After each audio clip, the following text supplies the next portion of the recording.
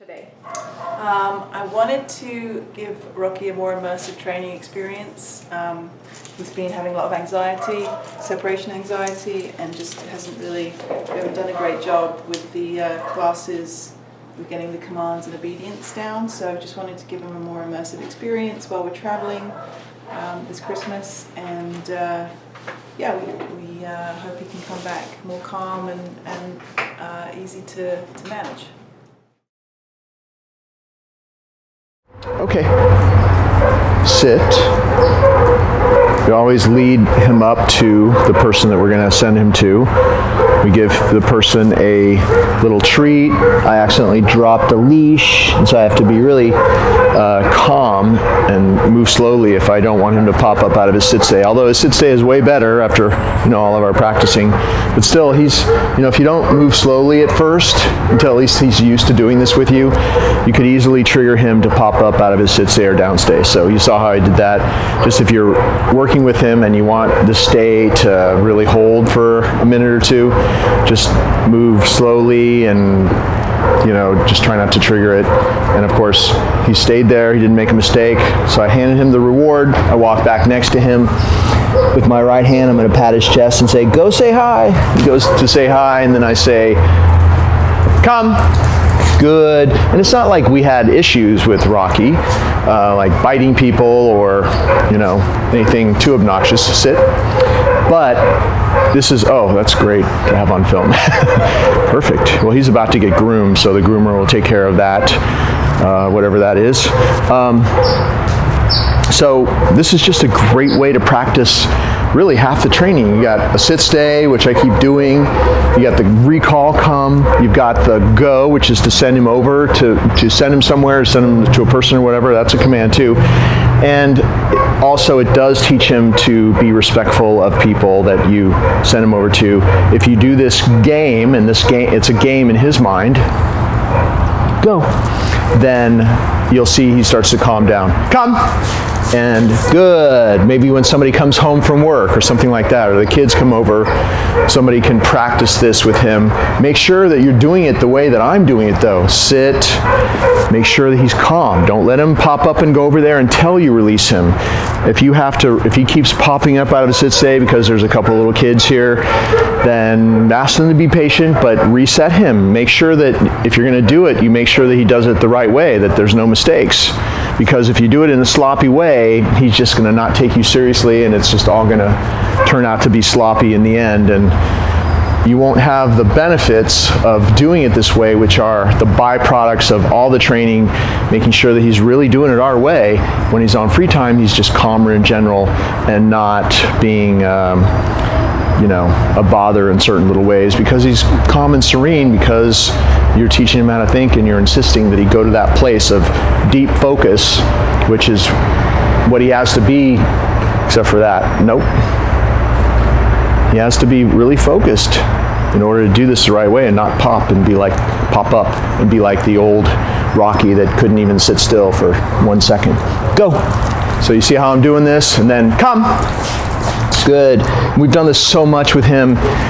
He knows how the pattern goes. He'll come back to me before I even call him, but you still want to call him to you. And you see there's no jumping or any of that. There's no reason to jump. Everything is down here. Everything good is down here. The treat, the petting, and all that. So if you were having any issues with him jumping and kind of bothering some guests because he was so excited, if you use this routine, that over time will lessen and he'll just get calmer and calmer if you keep doing this the way that I'm doing it here on the video.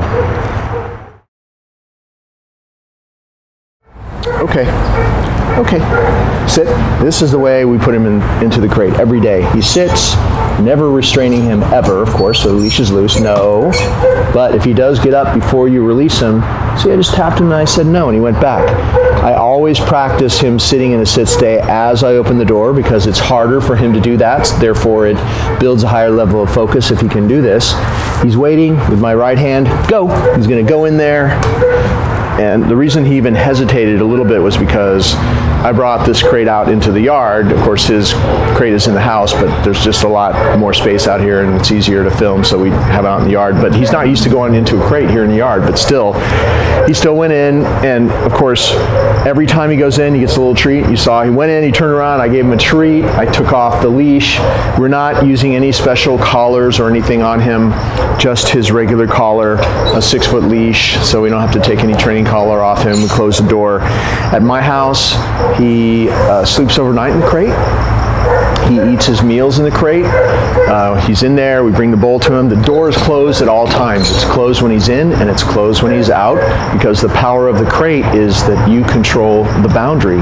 The boundary to his den, which is how he perceives his crate, is the most important boundary in his life, next to the front door at your house probably. Front door at your house is probably a little bit more important, but the boundary in and out of his crate is really important. If you control his access in and out of that really special place where he sleeps and he eats, he gets chewies and bones, and every time he goes in he gets a treat before you close the door. If you control that boundary, you're very powerful in his life. He's way more likely to listen to you when you say come and do other things. Also, it's just another opportunity throughout the day, all these little things that we're showing you where you have him sit and wait for 3, 4, 5 seconds. He has to focus, he has to be in the moment, he has to wait for you to allow him through a boundary.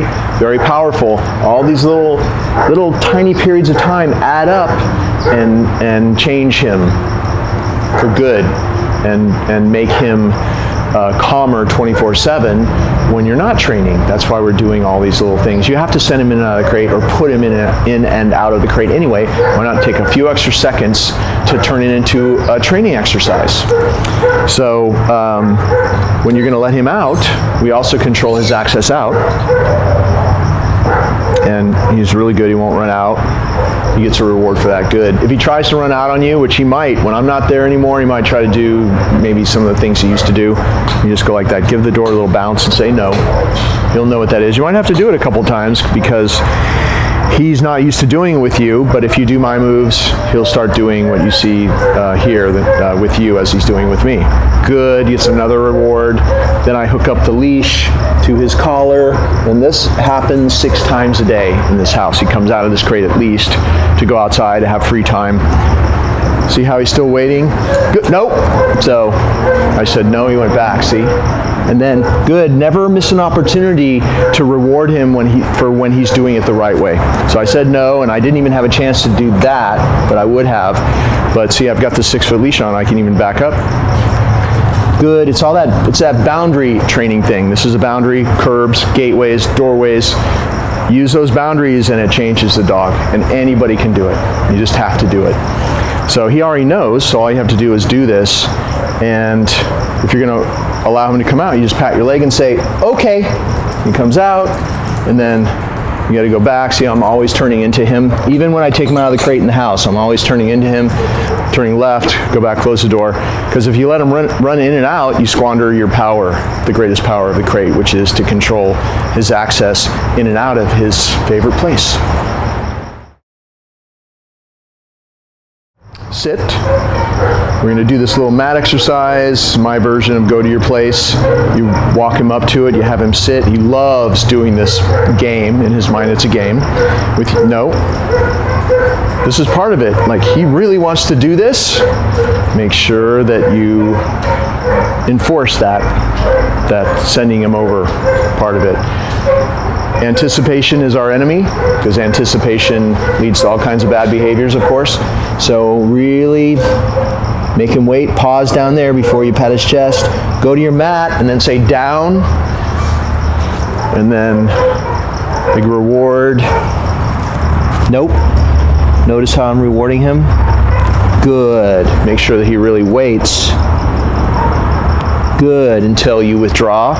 It takes focus for him to do that. He loves these treats. We're using these little natural balance training sausage things that we cut up into little pieces. It's lamb and chicken is what we're using with him. He loves that. It takes a lot of focus for him to actually keep it together. Wait until I withdraw, not grab it out of my hand. See how he stopped himself? Good. Make sure you say good as he takes it, because we want him to hear that good word and feel great about that word and not know why, because when the treats go away, they won't go away for this exercise if you keep doing it for a while, because you're always going to be making this exercise harder and harder and harder. But for most other things, you're going to phase the food out.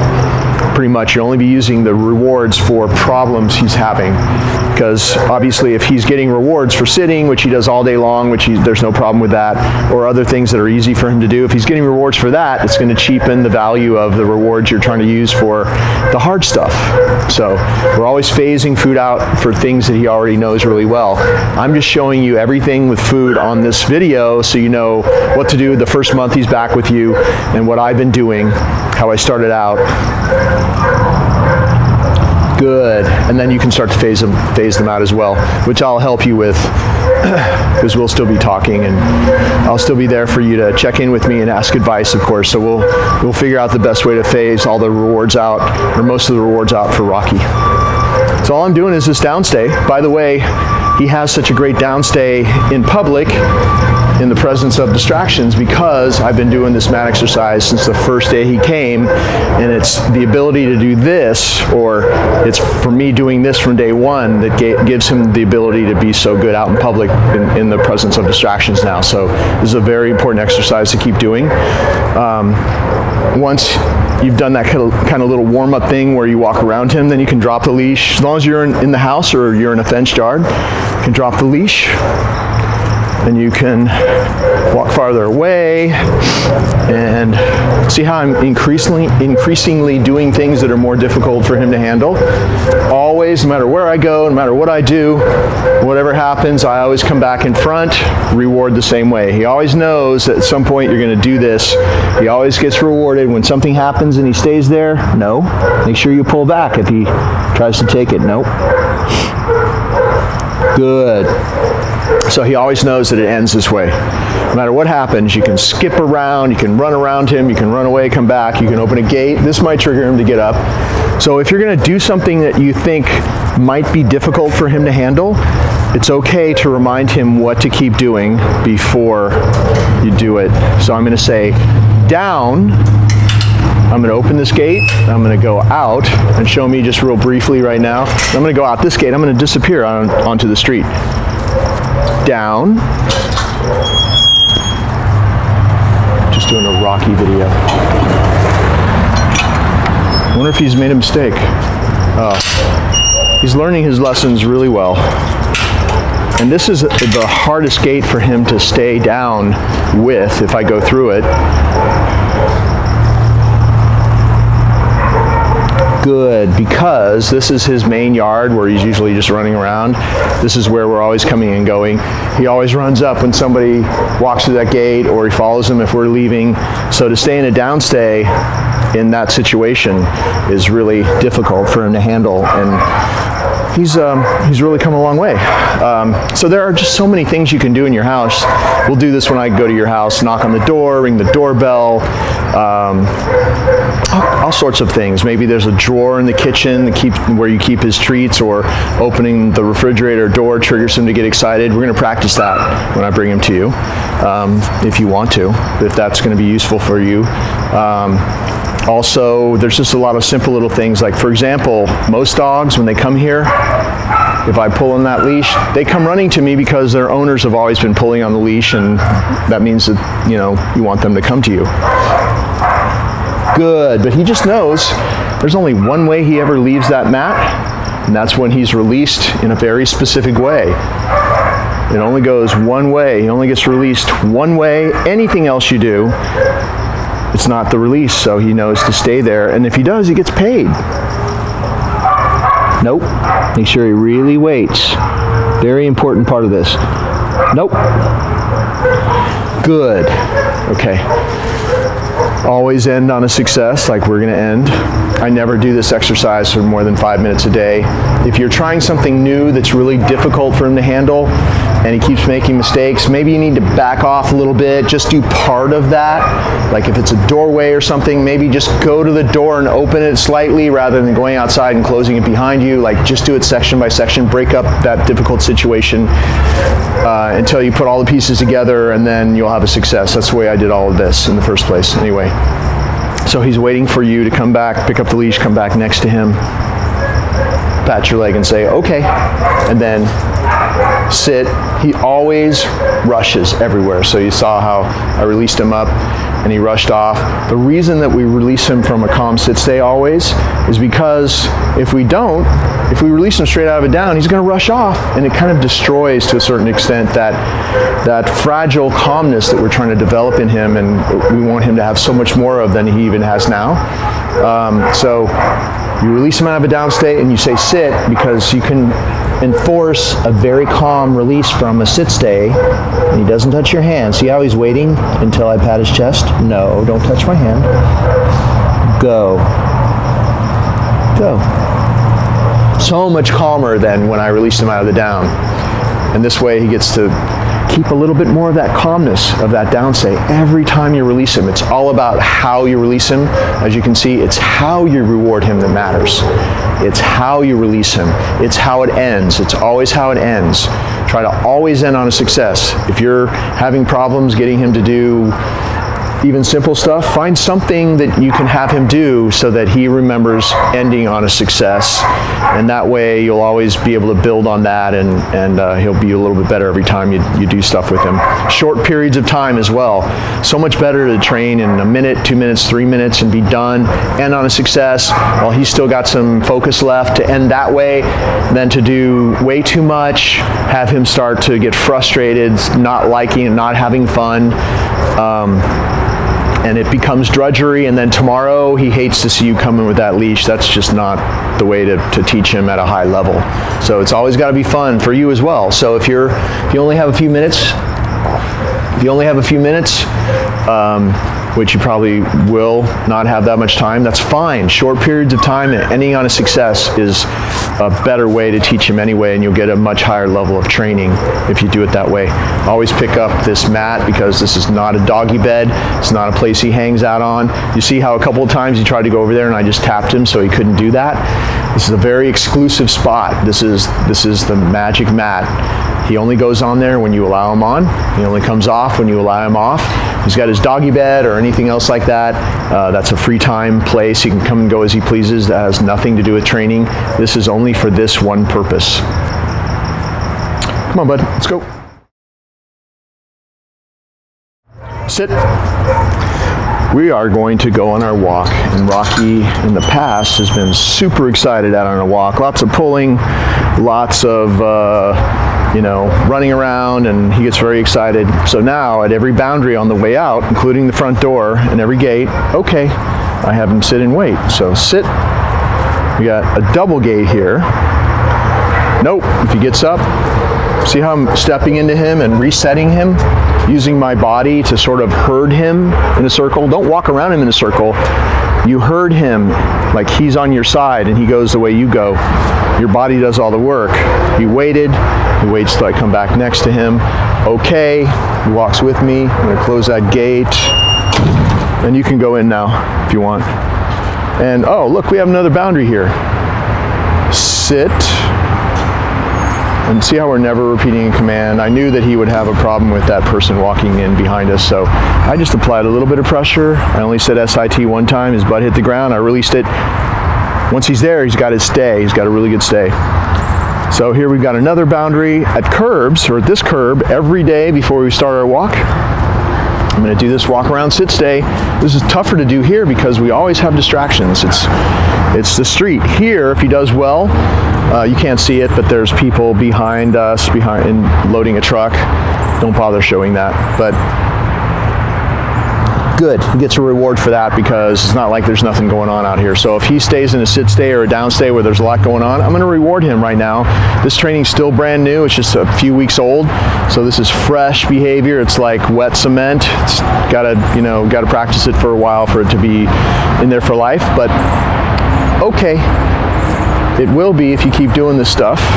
So I'm going to reward him whenever he's in a situation that I know is difficult for him, so that he's always motivated to focus a little bit more every day we come out.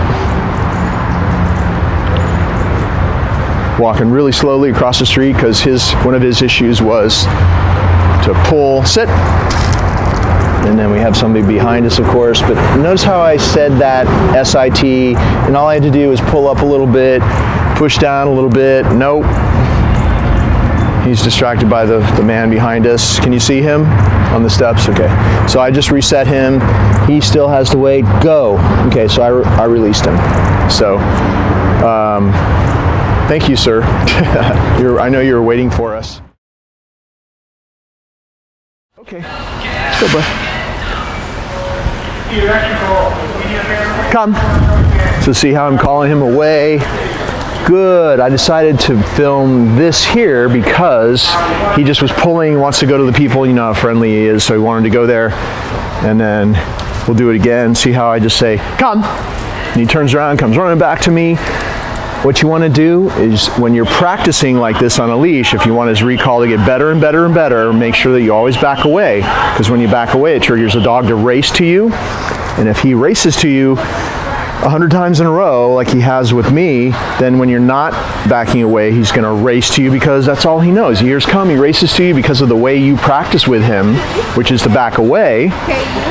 See that right there? Come. I can't back away. Well, he didn't race to me, but good enough. He still came to me. We've had a long day of practicing, so he's a little bit tired, but he'll still do it every time. So I'm just going to practice calling him away from different distractions. I always practice calling him away from something, as in he's not staring at me. Come. Oh. There I called him out of the path of the cart. You're always backing away. You're always calling him to this target. No food here, right? This time. Come. He doesn't know that. Good boy. If you don't have food, don't have a treat, love him up. He won't even miss it at this point. I've literally called him to me over 400 times since he's been with me. He's been with me for a little bit longer than usual. And every day we practice this a lot. So it's about repetition, doing things the same way. It's the same little rules. Call him away from something. At the very least, when he looks away from you, you want him to hear that command, break away from whatever he's looking at or interested in, come running back to you. If you back away, he's going to rush to you instead of just walking over to you. Use the target. He knows he's got to get to that because something great happens when he comes to this.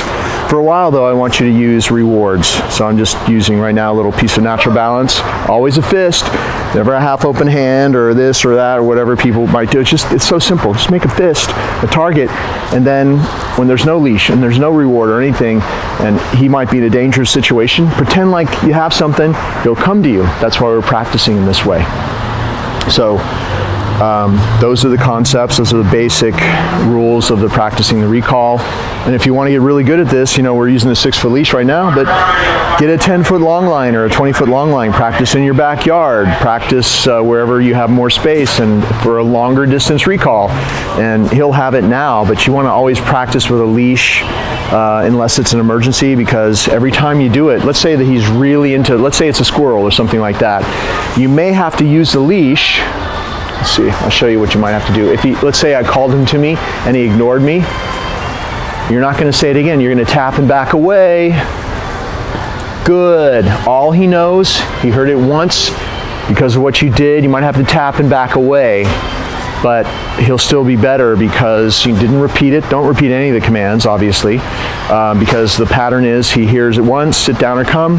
He ends up doing it, something good happens, and it's all good. So with a longer leash, longer recalls, practicing from a longer distance, just always use a leash when you're practicing so you're assured of success every time. And if you do that in an emergency, you're going to have it without the leash and without the food.